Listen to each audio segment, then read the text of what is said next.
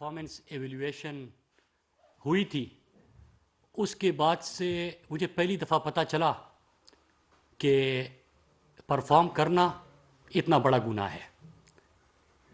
میں آپ کو وزارت مواصلات اور یہ جو ایک ہفتے ہوا اس پر تفصیلی گفتگو تو کروں گا، لیکن اس سے پہلے اپنی سیاسی جدوجہد کے بارے میں کچھ باتیں کرنا چاہتا ہوں۔ ایسا نہیں ہے کہ 2013 کی ایک صبح میں اٹھ کے ڈائریکٹ پارلیمنٹ میں پہنچا۔ میں اپنی قوم کو بتانا چاہتا ہوں کہ پاکستان تحریک انصاف کے اسٹوڈنٹ ونگ کا میں بانی ہوں اور اس کی میں نے بنیاد رکھی نہ صرف بنیاد رکھی بلکہ کم عرصے میں اس کو خیبر پختونخوا کی سب سے مضبوط طلبہ قوت بنا کے ثابت کیا۔ اور اسی دوران چاہے قبائلی اضلاع میں دہشت گردی کی جنگ کے دوران اپنے لوگوں کی مدد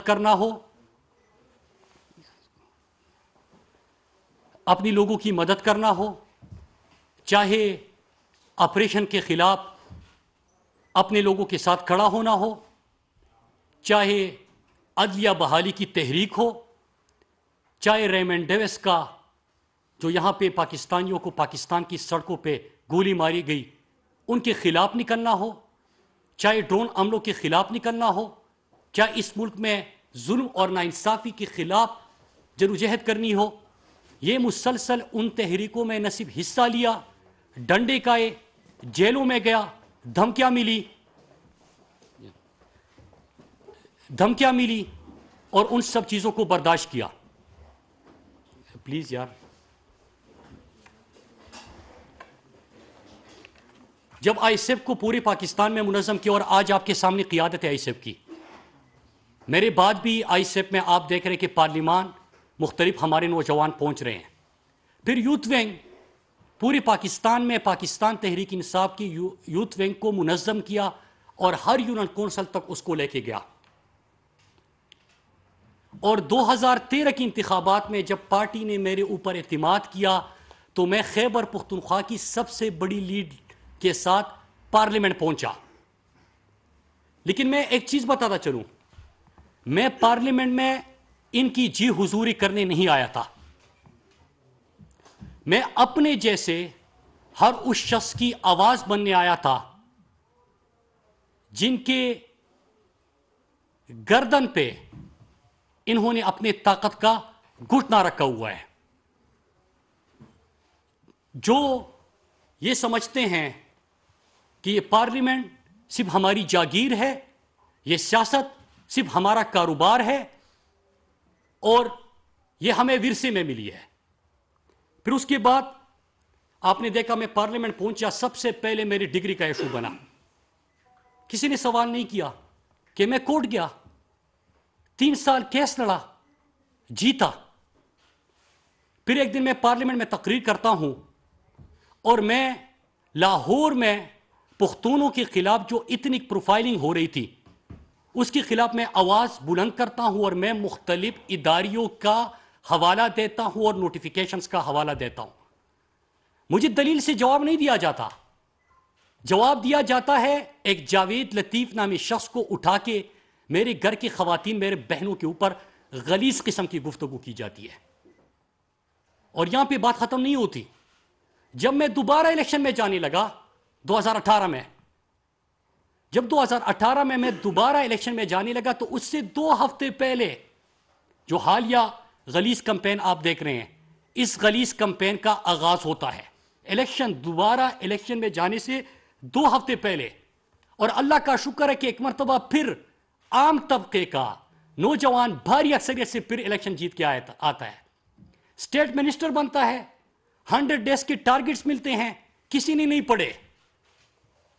تبصرہ میرے اوپر ہو رہا ہے غلیظ گفتگو کے ساتھ، کسی نے نہیں پڑھے کہ 100 ڈیز میں جو پرفارم کیا فیڈرل منسٹر بنا۔ پھر جب فیڈرل منسٹر بنا تو اس دوران جب میں پارلیمنٹ میں گفتگو کرتا ہوں، ذرا سنیے گا، جب میں پارلیمنٹ میں گفتگو کرتا ہوں تو میری گفتگو کے جواب میں کہ جب میں ملک کے ظلم کے خلاف، ملک میں ہونے والی ظلم، نا انصافی، ملک میں ہونے والی لوٹ مار اور ان کے حوالے دیتا ہوں اور دلائل سے بات کرتا ہوں، تو کبھی قادر پٹیل، آج میں نام لوں گا، کبھی آغا رفیع اللہ، کبھی حمد اللہ، کبھی رانا ثناء اللہ، ان کو اٹھا کے میرے بارے میں غلیظ قسم کی گفتگو کی جاتی ہے، اور پھر ان کا social media cell Peoples Party کا اور نون لیگ کا اس کو جس طرح پھر پروموٹ کرتا ہے اور اس میں لگے ہوتے ہیں، وہ آپ سب کے سامنے ہیں۔ ٹی وی پہ کیا کہا جاتا ہے، آپ اپنے ٹاک شوز دیکھیں، روزانہ 50-60 پروگرام ہوتے ہیں، ٹی وی پہ پھر رات کو ٹاک شوز میں ان کے نمائندے بیٹھ کے کہتے ہیں کہ مراد بھی تو گالی دیتا ہے۔ آج تک کسی نے نہیں پوچھا کہ ذرا بتائیے کہ مراد نے کون سی گالی دی، صرف کاشف عباسی نے یہ سوال کیا، اور کاشف عباسی نے جب یہ سوال کیا تو آپ کو پتہ ہے کہ کیا جواب ملا، کہ مراد کہتا ہے کہ فرزند زرداری۔ صرف یہ ایک چیز، ایک جواب ملا میرے پچھلے 8 سالہ پارلیمنٹ کی تقریروں میں۔ لیکن اب سوال یہ ہوگا کہ آج میں کیوں بول رہا ہوں، آج میں کیوں بول رہا ہوں، میں اس کے اوپر پہلے کیوں نہیں بولا؟ میں اس لیے نہیں بولا کہ پہلے مجھے اور میرے خاندان کو آپ نے غلیظ گالیاں آپ دے رہے تھے، تب تک میری ذات کو نشانہ بنا رہے تھے، لیکن آج میں اس لیے بول رہا ہوں کہ یہ جب پرفارمنس ایویلیشن ہوئی تو میں وزارت کا چہرہ ہوں، فیس ہوں۔ ایک کامیابی میرے ہر اس موٹر وے پولیس کے اہلکار کی تھی، آپ نے دیکھا کہ وہ جو آپ کے لیے سفر محفوظ بنانے کے لیے شہید ہوا۔ یہ سند میرے پاکستان پوسٹ کے اس سیکٹری سے لے کے ڈی جی سے لے کے اس کلاس 4 ملازم تک تھی، اس پوسٹ مین کے لیے تھی جو -13 ڈگری میں بھی گلگت کے برپوش وادیوں میں آپ کی امانت پہنچا رہا تھا۔ یہ سند میرے ہر اس NHA کے آفیسر اور اہلکار کی تھی جنہوں نے 3 عرصے کے قلیل عرصے میں ISO سرٹیفیکیشن NHA کو ملی، ان کی محنت کی وجہ سے۔ اور میں چند چیزیں آپ کو اس کے حوالے سے بتاتا ہوں اور پھر میں آتا ہوں جو کچھ ہو رہا ہے۔ پہلی چیز یہ کہ کسی نے یہ سوال نہیں کیا پچھلے 1 ہفتے میں کہ وزارت مواصلات میں کتنے ٹارگٹس تھے اور کتنے اچیو ہوئے۔ 88 ٹارگٹس ملے تھے اور 88 اچیو ہوئے 100%۔ وہ ویب سائٹ پہ بھی اویلیبل ہے، آن لائن بھی اویلیبل ہے، کھول کے دیکھ لیتے۔ میرے ساتھ بغض یا میرے سے نفرت وہ آپ کر سکتے ہو، لیکن جو 46,000 پاکستان پوسٹ کے ملازمین، ہزاروں NHA کے اور موٹر وے پولیس کے اہلکار، ان کے ساتھ آپ یہ ظلم نہیں کر سکتے۔ آپ نے ان کے اوپر سوال یا نشان اٹھایا ہے۔ اور NHA نے کیا کیا میں مختصراً بتاتا ہوں۔ پاکستان میں چھوڑے، آپ نہیں مانتے مت مانے، لیکن ISO سرٹیفیکیشن تو یہاں سے نہیں ہوتی، دنیا نے مانا۔ سڑکیں آپ کہتے تھے کہ پچھلی حکومت بناتی تھی 986 کلومیٹر کے مقابلے میں 2032 کلومیٹر بنائی۔ انہوں نے 2000 کی منصوبہ بندی کی تھی، انہوں نے 7889 کلومیٹر کی پچھلے 3 سال میں منصوبہ بندی کی۔ پھر اس کے ساتھ سستی بھی بنائی کہ مہنگائی کی لہر کے باوجود جو 41 کروڑ فی کلومیٹر 4 روئے سڑک بنتی تھی وہ 17 کروڑ فی کلومیٹر بنی۔ لیکن یہ بھی چھوڑے، جو ٹارگٹس دیے گئے تھے وہ پڑھ لیجئے، اور ان ٹارگٹس کے علاوہ میں آپ کو 3-4 چیزیں بتا دوں کہ NHA کی آمدن میں 128% اضافہ، مطلب 107 ارب کا اضافہ ہوا۔ آپ یہ سوال کر سکتے ہیں اور کرنا چاہیے کہ جو 2 موٹر وے کے اوپر ٹول ٹیکس بڑھا ہے، تو ذرا یہ بھی سنیے کہ 117 ٹول پلازوں کے اوپر میں نے کسی کے اوپر ٹیکس نہیں بڑھایا۔ 2 ٹیکس جو بڑھا ہے وہ ہمارے بیٹ رپورٹرز بھی یہاں پہ بیٹھے، ان کو پتا ہے کہ 2015 سے 35 تک نواز شریف نے معاہدہ کیا تھا، لیکن اس کی بات کیسے بڑھی؟ اس لیے بڑھی کہ آپ نے یہاں پہ ٹیکنالوجی کا استعمال شروع کر دیا۔ ہمارے پاکستان کا واحد ادارہ جو اس وقت ای بڈنگ، ای بلنگ اور ای ٹینڈرنگ میں گیا وہ NHA کا ادارہ ہے۔ اس وقت ہم ای پروکیورمنٹ پہ جا چکے ہیں۔ پاکستان کے 13,000 کلومیٹر شاہراہوں کی ہم نے GIS میپنگ مکمل کر دی۔ آپ کوئی قبضہ نہیں کر سکتا۔ کرپشن کے دروازے بند کر دیے کہ ہم نے ای پروکیورمنٹ کا آغاز کر دیا، قبضے کے دروازے بند کر دیے کہ ہم نے GIS میپنگ کر دی۔ پھر اس کے ساتھ ساتھ ITS سسٹم کا ہم نے آغاز کر دیا اور باقی موٹر وے پہ کے جا رہے ہیں۔ پاکستان پوسٹ 2-3 باتیں کروں گا، زیادہ تفصیلات میں نہیں جاؤں گا کیونکہ میرا کسی اور ایشو کے اوپر بات کرنی ہے، اسی جو آج کل ہو رہا ہے۔ پاکستان پوسٹ میری بات نہ مانے، اقوام متحدہ کی جو بین الاقوامی رینکنگ ہماری آتی ہے، پچھلے 3.5 سال میں ہم 94 میں سے 62 نمبر پہ آگے 32 درجے ترقی کی۔ یہ پاکستان پوسٹ نہیں کہہ رہا، یہ میں مراد سعید نہیں کہہ رہا، یہ اقوام متحدہ کا جو ادارہ ہے یونیورسل پوسٹل یونین، عالمی رینکنگ بتا رہی ہے آپ کو 13 سال بعد کہ جب فیٹ اپ کے آپ کے اوپر تلوار لٹک رہی تھی، آپ فائنینشیل سروسز نہیں کر سکتے تھے، پرانا بزنس آپ کا بند ہونے جا رہا تھا، آپ 13 سال بعد خسارے سے پاکستان پوسٹ نکل آیا اس مالی سال میں۔ پھر موٹر وے پولیس میں آپ نے ڈرون کیمروں کا آغاز کیا، ڈپلائمنٹ بڑھائی، آپ پہلی پاکستان کی روڈ سیفٹی پالیسی لے کے آئے، ڈرائیونگ لائسنس کو آپ نے 24/7 کر دیا، اس طرح بہت ساری چیزیں ہیں۔ لیکن میں آج زیادہ تفصیلات تو میں انشاءاللہ کمیونیکیشن کا ایونٹ کروں گا، اس میں آپ کو بتا دوں گا، لیکن میں آج اپنی قوم کے لوور میڈل کلاس اور میڈل کلاس سے آپ مخاطب ہوں کہ جو باتیں میں نے کی اور جو غلیظ کمپین یہ چلا رہے ہیں، یہ ہے آپ کی اوقات ان سیاستدانوں کی نظروں میں۔ پہلے تو یہ آپ کو آگے نہیں دیں گے، آپ کو موقع نہیں دیں گے۔ میری مثال لیجئے، جو میرے ساتھ باقی پولیٹیکل پارٹیز کے طلبہ تنظیموں کے رہنما تھے، وہ آج بھی ہاسٹل میں پڑے ہیں، پہلے ان کے لیے اور آج ان کی اولادوں کے لیے زندہ باد مردہ باد کے نعرے لگا رہے ہیں، لیکن ان کو یہ اعتماد اور موقع یہ نہیں دیں گے۔ ان کی نظر میں یہ پارلیمان اور یہ سیاست، یہ ان کی جاگیر ہے، یہاں پہ وڈیرے آ سکتے ہیں، یہاں پہ جاگیردار آ سکتے ہیں، یا ان کی اولادیں آ سکتی ہے۔ آپ جیسا میرے جیسا نوجوان یہ برداشت نہیں کر سکتے۔ لیکن اگر آپ یہاں تک پہنچ جاتے ہیں، اور اگر آپ یہاں تک پہنچ بھی جائے تو یقیناً ان کی نظر میں کسی غیر اخلاقی تعلق کی بنیاد پہ آپ یہاں پہ پہنچے ہیں۔ پھر آپ کی قسم کے اوپر ہر قسم کی غلیظ مہم کا آغاز ہوگا، اور میری طرح اگر آپ ان کے سامنے ڈٹے رہے، آپ نے حوصلہ نہیں آ رہا، آپ نے پارلیمنٹ میں اپنے پسے ہوئے عام طبقے کی آواز آپ بنے، اگر آپ نے ان کی کرپشن کو اور ان کے نااہلیوں کو بے نقاب کرنا شروع کر دیا، تو پھر آپ کے قسم اوپر اسی قسم کے غلیظ الزامات اور بہتان لگائے جائیں گے۔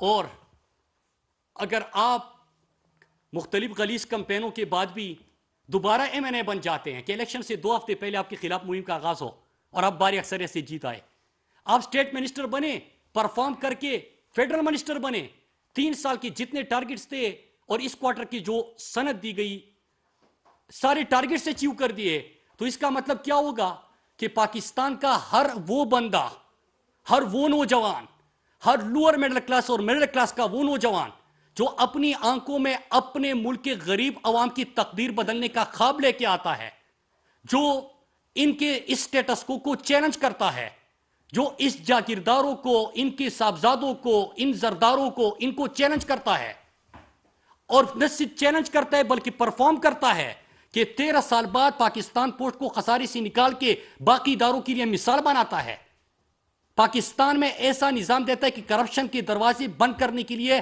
ای پروکیورمنٹ دیتا ہے، قبضے مافیا کے خلاف اور قبضوں کو ختم کرنے کے لیے، اگر وہ اس میں بھی کامیاب ہو جائے کہ اپنی تمام اثاثوں کی جی آئی ایس میں بھی مکمل کر کے آپ لائیو دیکھ سکتے ہیں، اگر یہ دروازے بھی بند کر دے تو پھر ان کو اپنے اجارہ داری خطرے میں نظر آتی ہے، اور پھر ان کا سوشل میڈیا اور ان کی غلاظت یہ متحرک ہو جاتے ہیں۔ تو میں آپ کو یہ بتانے کے لیے آج آیا ہوں، میرے پاکستان کے نوجوانوں، طلبہ تنظیموں، نوجوانوں کے جتنے فورمز ہیں، ان کو، پاکستان کے عام اور پسے ہوئے طبقے کو، پاکستان کے تعلیم یافتہ نوجوانوں کو میں آج یہ بتانے آیا ہوں کہ یہ کمپین، یہ مہم کسی مراد سعید کو کونے میں خاموش کر کے بٹھانے کے لیے نہیں ہو رہی، بلکہ آپ کو یہ بتانے کے لیے ہو رہی کہ آپ کی اتنی اوقات ہی نہیں ہے کہ آپ ہمارے برابر بیٹھ سکے، آپ کی اتنی اوقات ہی نہیں ہے کہ آپ ہمارا مقابلہ کر سکے، آپ ہمیں چیلنج کر سکے، اور پھر آپ اتنے دم آپ میں کہاں سے آ گیا کہ آپ ملک کے خساروں کی اداروں کو جو ہم نے اتنی مشکل سے خسارے میں لے کے گئے تھے، آپ اس کو خساروں سے نکال لے آؤ۔ جن سڑکوں سے ہم کمیشن اور کرپشن اور کاروبار بنایا ہوا تھا، وہ کس طرح آپ یہاں پہ ایک ٹرانسپیرنٹ نظام سے مہنگائی کے باوجود سستی بنانے میں کامیاب ہو گئے؟ آپ تو ان کے کاروبار کے دروازے بند کرنے آئے ہو. یہ کہاں سے آ گئے ہیں؟ یہ سرکس سارا اس کے لیے ہو رہا ہے. اور آخر میں پاکستانیوں، یہ آپ کے لیے وارننگ ہے، ہر نوجوان کے لیے وارننگ ہے کہ ہماری اجارہ داری کو چیلنج کرنے کی جرات مت کرنا. میں تو ان کے سامنے کھڑا ہوں. ان کے مہموں کے باوجود میں نے ڈیلیور کیا، اور انشاءاللہ آپ دیکھیں گے کہ اب ایک نئے انداز سے انشاءاللہ پارلیمنٹ میں، جلسوں میں، آپ نے آزاد کشمیر میں دیکھا کہ ان کی قیادت پوری، آپ نے گلگت بلتستان میں دیکھا، آپ نے سندھ میں دیکھا، آپ نے جمشید اضلاع میں دیکھا، اور آپ نے بار بار دیکھا. تو انشاءاللہ میں تو ایک نئے عزم کے ساتھ ان کا مقابلے کرنے آیا ہوں. لیکن میرے نوجوانوں، آج میں آپ کے لیے اور اپنی وزارت کے جو محکمے ہیں ان کے لیے آیا تھا. یہ آپ کو وارننگ دے رہے ہیں. یہ سارا سرکس آپ کو وارننگ دینے کے لیے ہے کہ ہماری اجارہ داری کو اور ہمارے کاروبار کو، اور جو ہم نے اپنے بچوں کو اور اولادوں کو تیار کیا ہوا ہے، ان کو چیلنج کرنے کی جرات مت کرنا. آپ سب کا بہت شکریہ. نسیم صدیقی صاحب، آپ کو ایوارڈ ملا نمبر 1، ہم اس کے لیے آپ کو مبارکباد پیش کرتے ہیں، اور جو مہم آپ کے خلاف چلائی جا رہی ہے ہم اس کو بھی کنڈیم کرتے ہیں. بالکل ایسا نہیں ہونا چاہیے. لیکن جن محترمہ کی کتاب کا حوالہ دیا گیا، کیا آپ ان کے خلاف کورٹ میں گئے؟ دوسرا، جب محترمہ بیگم کلثوم نواز مرحومہ جب بستر مرگ پہ تھی، ان کے خلاف بڑی کمپین چلائی گئی. بلاول بھٹو کے خلاف بھی کافی کمپین اس قسم کی چلائی جاتی ہے. میڈیا کے اوپر بھی آپ کے کچھ منسٹرز بھی بیان دیتے ہیں. مریم نواز کے خلاف بھی اس قسم کے بیانات آتے ہیں. تو کیا آپ سب کو کنڈیم کرتے ہیں کہ اکراس دا بورڈ جو ہے یہ چیز ختم ہونی چاہیے؟ دیکھیے، دو چیزیں. پہلی چیز یہ کہ جو آپ نے بات کہی، میں نے اپنے حوالے سے آج گفتگو کی، اور آپ کو 8 سال کی تقریر تمام اٹھا لیجئے، آپ کو کوئی بھی چیز ایسی نظر نہیں آئے گی. اور جب ایک ہی اینکر نے سوال کیا تو جواب کہا گیا کہ انہوں نے کہا ہے کہ فرزند زرداری. اس کے علاوہ آپ کو کوئی چیز نہیں ملے گی. نمبر 1. نمبر 2، آپ جن لوگوں کا حوالہ دے رہے ہیں وہ میرے لیے میٹر نہیں کرتے. میرے لیے میرا کاز میٹر کرتا ہے. میں نئے پاکستان کا خواب لے کے آیا تھا. کسی کے لیے نیا پاکستان دو نہیں، ایک پاکستان، یہ نعرہ ہوگا، کسی کے لیے دعویٰ ہوگا. میرے لیے ایمان کی حد تک میں اس کے اوپر یقین رکھتا ہوں، اور میں اسی کے لیے کام کروں گا. اچھا، یہ بتائیے گا عمران صاحب کہ 2 دن سے فیڈرل کیپٹل میں ایک تماشا لگا ہوا ہے. تماشا اس طرح لگا ہوا ہے کہ کوئی جرنلسٹ ہے یا نہیں، یہ الگ سے بحث ہے، لیکن جرنلسٹ تنظیمیں بھی باہر نکلی ہوئی ہیں اور بہت کچھ آپ بتائیں بھی میڈیا میں آ رہا ہے. اس بارے سے آپ اپنی ایف آئی اے میں جو آپ کی درخواست ہے اس کی تھوڑی سی روشنی ڈالیں گے؟ دیکھیے، ایک چیز ہے سمپل. ہر پاکستانی کو آئینی پاکستان یہ ضمانت دیتا ہے. کل میں یہ بھی ساری چیزیں دیکھ رہا تھا. اب میری حد تک اس کو ایک نظر سے دیکھے کہ ایک ہوتا ہے قانونی راستہ، ایک ہوتا ہے غیر قانونی راستہ. تو آپ اس تمام چیزوں کے باوجود، اور میں نے آپ کو وجہ بھی بتائی کہ اس دفعہ میں کیوں گیا. اس دفعہ اس لیے گیا کہ پہلی تو میری ذات تھی، تو میں اپنی ذات کا دفاع کرنے تو اسمبلی نہیں آیا. میں اپنے لوگوں کے لیے کچھ کرنے کے لیے آیا ہوں. آپ نے اگر مجھ سے سوال کرنا ہے تو یہ کرے کہ آپ کے حلقے میں دوسرے حلقوں سے زیادہ کام نہیں ہوا، آپ نے ڈیلیور نہیں کیا. آپ مجھے یہ بتائیں کہ آپ نے پارلیمنٹ میں لیجسلیشن میں اور ایوان کی کاروائی میں حصہ نہیں ڈالا. یہ میری غلطی ہوگی، وہ بھی آپ نہیں کہتے. آپ یہ کہہ دیں کہ میرے نیچے جتنے ڈپارٹمنٹس آتے ہیں اس میں باقی پچھلے 5 سال دیکھ لیجئے اور یہ 3 سال دیکھ لیجئے، اعداد و شمار میں اگر آپ کو واضح برتری نظر نہ آئی تو پھر مجھ سے سوال کیجئے. لیکن اس میں تو میں صرف فیس تھا منسٹری کا. میرے اس پوسٹ مین کا کیا قصور ہے؟ میرے اس پولیس سرکار، میرے 2 پولیس موٹر پولیس کے جوان اس سال شہید ہوئے. آپ کو پتا ہوگا کس لیے؟ کہ وہ آپ کے لیے قانون کے تحفظ کو موٹر وے کے اوپر یقینی سفر کو محفوظ بنانے کے لیے کام کر رہے تھے. ان کا کیا قصور تھا؟ تو میں کیا کر سکتا تھا؟ آئین پاکستان جس طرح ہر شہری کو اجازت دیتا ہے، اس میں یہ نہیں دیکھا جاتا کہ آپ وفاقی وزیر ہو، آپ اسٹیٹ منسٹر ہو، آپ ایم پی اے ہو، آپ جرنلسٹ ہو، آپ کوئی اور کاروبار کرتے ہو، یا عام شہری ہو، مزدور ہو.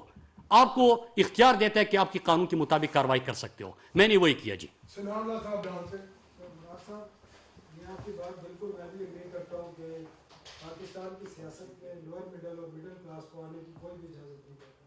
اور آپ کی پارٹی میں بھی کئی ایسے لوگ ہیں، اور آپ بھی بتائیں گے، اس کی روشنی ڈالیں گے. آپ کی پرفارمنس پہ وزراء بات بھی کرتے ہیں اور گروپ بھی بنے ہوئے ہیں، آپ کو بھی پتہ ہے. تو آپ کی پارٹی میں بھی یہ ٹرینڈ ہے کہ سرمایہ دار انڈسٹریلسٹ اور پیسے والے لوگوں کو مخصوص نشستیں بھی دی گئی ہیں, ٹکٹ بھی دی گئی. اس سے ایگری کرتے ہیں کہ دونوں طرف یہ چیزیں ہیں؟ دیکھیے ایک چیز ہے, میں جس تحریک سے وابستہ ہوں اس کے طلبہ تنظیم کا تو میں نے آغاز کیا تھا, میں بانی پریزیڈنٹ تھا, اور آج میں اس تحریک کو جانتا ہوں کہ جس میں میرے جو جیسے نوجوان آگے آئے, پھر میرے بعد آپ دیکھتے ہیں کہ اسی پارلیمنٹ میں شاہد خٹک کرک سے ایک نوجوان ہے, عام طبقے کا ہے, وہ بھی آیا, فروخ حبیب بھی آیا, ہمارا کول شوزب یہاں اسلام آباد سے جو ہماری آئی ایس ایف کی تھی وہ آ گئی, پھر اس کے بعد علمگیر مسعود, تو یہ سلسلہ شروع ہو گیا ہے. تو اس کا تو میں کچھ نہیں کہہ سکتا, لیکن یہ کیا ایک تحریک اور جدوجہد نے کیا تحریک انصاف میں موقع دیا؟ ہاں دیا. جی جی اجاز صاحب جی ایل این سے ایک منٹ آپ. مجھے دو چیزیں پوچھنی ہیں مراد صاحب. سر, ایک تو خیر یہ طلبہ تنظیموں سے قومی سیاست میں آنے والوں کے نام بھرے ہوئے ہیں, پارلیمنٹ میں بھی ہیں اور پارلیمنٹ سے باہر بھی ہیں, لیکن جس بات کا کریڈٹ آپ لے رہے ہیں آئی ایس ایف بنانے کا, یہ واقعی آپ کا کریڈٹ ہے, اس میں کوئی شک نہیں, لیکن آپ کی جماعت کو 4 سال ہو گئے ہیں طلبہ تنظیموں پر پابندی ہے, ایک بات تو یہ ہے. دوسرا جو آپ کی پرسنل درخواست ہے جو آپ نے کہا کہ قانونی راستہ اپنایا, تو وہ ایسی کیا جلدی تھی کہ جو کل عدالت کو یہ لکھنا پڑا کہ جی اتنے بجے مقدمہ ہوتا ہے اور اتنے بجے کارروائی ہوتی ہے, اتنی جلدی کا مظاہرہ کیوں کیے گئے؟ بالکل, میں یہ کل سے دیکھ رہا ہوں, جو ہے آپ نے لاہور میں اسلام آباد میں کیوں نہیں دی؟ میں کل سے یہ چیز دیکھ رہا ہوں. دیکھیں کیا مجھے اپنا قانونی حق استعمال کرنا چاہیے تھا یا نہیں. میں بحیثیت پاکستانی اور آئین پاکستان اور پاکستان کے قانون کے اوپر اعتماد اور یقین رکھتے ہوئے میں نے اپنے قانونی جو طریقہ کار تھا میں نے وہ کیا.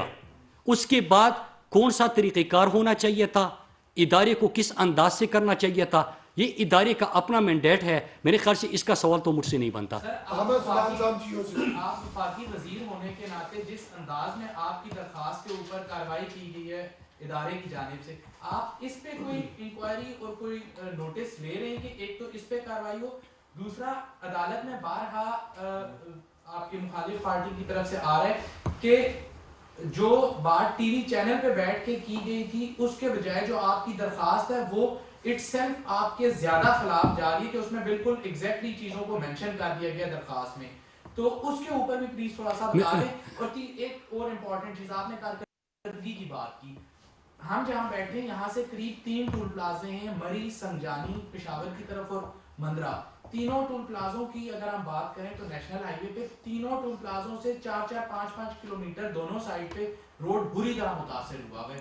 تو پھر سر کارکردگی عام شہری کس طرح سے دیکھے کہ جب ایک طرف پوسٹ آفس کے ملازمین احتجاج کر رہے ہوں نجکاری کے خوف سے بھی اور اپنی تنخواہوں کے بڑھنے اور اس طرح کی چیزوں پہ, دوسری جانب سڑکیں جگہ جگہ اس قدر ٹوٹی ہوئی ہوں کہ ہم اپنی گاڑیاں لے کے جاتے ہوئے ڈرتے ہیں, آپ حتیٰ کہ موٹر وے پہ بالکل ٹھیک.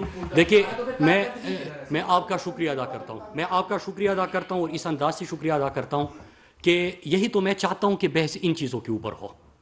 اور پاکستان میں پرانی سڑکیں تھی 13,000 کلومیٹر, جو کہ آپ کو پتہ ہے کہ جی ٹی روڈ آپ کی ساؤتھ پنجاب, بلوچستان, کراچی سے چمن کوئٹہ جو آپ حوالے دے رہے ہیں, میں اس طرح اور حوالے دے سکتا ہوں, یہ خستہ حالی اور بری طرح تباہ تھی. تو اس میں ہم نے کیا کیا کہ آپ کے میاوالی, مظفر گڑھ, بلکسر, یہ سڑک ہم نے اٹھا لی اور اس کے اوپر آج جب میں آپ سے بات کر رہا ہوں کام کا آغاز ہو گیا. ٹھیک, جو آپ کے پاس بجٹ جتنا ہوتا ہے اور آپ کے پاس ریونیو کتنی ہوتی ہے اتنی آپ نے سڑک بنانی ہے. نمبر 2, کراچی سے چمن کوئٹہ سڑک کو خونی سڑک کہتے ہیں, اس کے 2 سیکشن کی پروکیورمنٹ ہو گئی, بیڈ آگے دیے گئے ٹھیکے, اور اسی مہینے پرائم منسٹر اس کا افتتاح کرنے جا رہے ہیں, تو یہ سڑک بھی آپ کی ہو گئی. پھر تیسری جی ٹی روڈ, تیسری ٹھیکہ دیا گیا ہے 2 سیکشن کا. تیسرا اور پرائم منسٹر کی افتتاح کا انتظار ہے, بلوچستان حکومت سے بات ہو گئی ہے. تیسرا کراچی, چمن, کوئٹہ, خوزدار کے 2 سیکشن کا بیڈز ہو چکے, ٹھیکہ دیا گیا اور اس مہینے اس کا کام کے اوپر آغاز ہے, پی ایم سے ٹائم دیا گیا ہے. پھر اس کے بعد جی ٹی روڈ, پھر جی ٹی روڈ کے اوپر بات ہوتی ہے. جی ٹی روڈ مکمل خستہ حالی کا پرانا شکار, لہٰذا جی ٹی روڈ کو پہلا موٹر وے سیالکوٹ کاریا کا آغاز ہو گیا, کاریا پنڈی کا اشتہار آ چکا. جی ٹی روڈ کے لوگوں کے لیے میں مبارکباد دیتا ہوں, پہلا موٹر وے آ گیا. جو پرانی خستہ حال 13,000 کلومیٹر تھی اس کا کیا کرنا ہے. جب ہماری آمدن میں اضافہ ہوا تو ہم نے اس پہلے فیز میں 4000 کلومیٹر کی سڑکیں اٹھائی ہے اپنی آمدن کو دیکھتے ہوئے، جس کی ہم مرمت کریں گے. رہی بات یہ کہ جو طریقہ کار اختیار کیا گیا، جس انداز سے کیا گیا، میں خود اپنا جواب دے سکتا ہوں. میں پھر ریپیٹ کر دوں کہ میں یہاں سے نہیں، یہاں سے آپ کو کہہ رہا ہوں، میرے لیے دو نہیں، ایک پاکستان، ایک قانون، ایک نظام. یہ میرا ایمان ہے. میں نے اپنا قانونی طریقہ کار اختیار کیا. طریقہ کار کیا ہونا چاہیے تھا اس کے آگے وہ ادارہ بہتر سمجھتا ہے، ان کا مینڈیٹ ہے کہ وہ اس کس انداز سے کرے.